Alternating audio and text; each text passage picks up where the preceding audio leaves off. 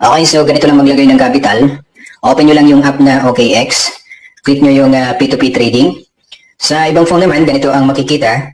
And so click nyo lang yung deposit, then P2P trading. Tapos click nyo yung payment method.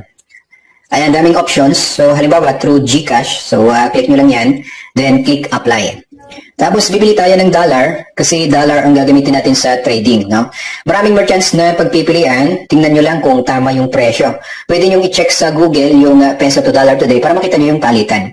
Next na tingnan nyo is yung range, kung pasok ba yung pera na ipapasok nyo. Halimbawa ito, ang range niya is 5,000 to 26,000.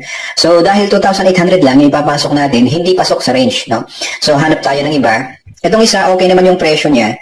Tapos ang range niya is 1,000 to 31,000. Okay, so pasok yung 2,800 natin. So sa kanya tayo bibili ng dollar. Okay, click nyo lang yung buy. Tapos lagay nyo yung amount na ipapasok. So halimbawa 2,800. Ayan, then click buy USDT. Checkan nyo muna yan. Ayan, bago click yung confirm. Click ulit yan. Click pay now. Then ito na yung details para sa GCash transfer. Andyan yung name and GCash number. So open nyo na yung GCash nyo to do the transfer. Okay. Click send, then lagay nyo yung GCash number nung kanina. Lagay nyo yung amount na ipapasok nyo. Huwag nyo kalilimutan na screenshot itong part na ito kasi i-attach natin yan mamaya. Okay, so balik na kayo sa OKX. Click nyo yan, I have paid. Then attach nyo yung screenshot nung GCash kanina. Then click confirm payment. Okay, then view asset.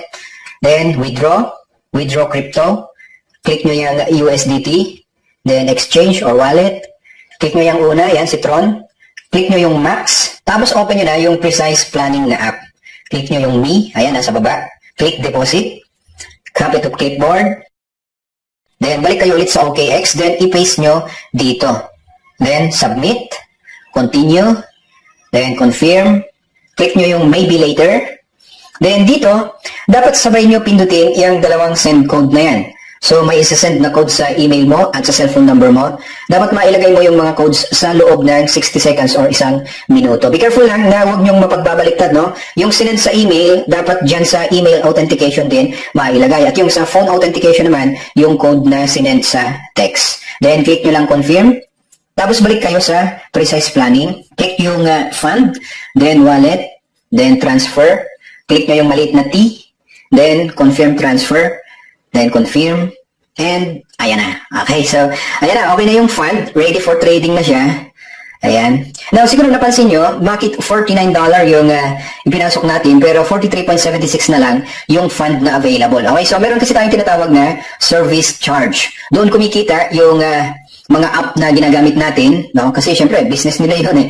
Sila ang gumawa ng system na ginagamit natin para kumita tayo ngayon. Okay, so alam namang libre yun, no? So hindi yun libre. Okay, so may service charge si OKX, may service charge din si Precise Planning, and this is normal, no? Sa bangko nga meron din tinatawag na bank charges. Isipin mo maglo-loan ka, so kikita sila sa interest ng loan mo. Tapos magbabayad ka pa ng bank charges, no? And malaki-laki yun, So yung kaltas sa ipinasok natin na fund ay normal lang yun, no? Anyway, mababawi naman natin yun in just few days na pag-trade natin. Okay, so if you encounter any problem while doing the fund transfer, kontakin nyo ako agad para mag-guide ko kayo.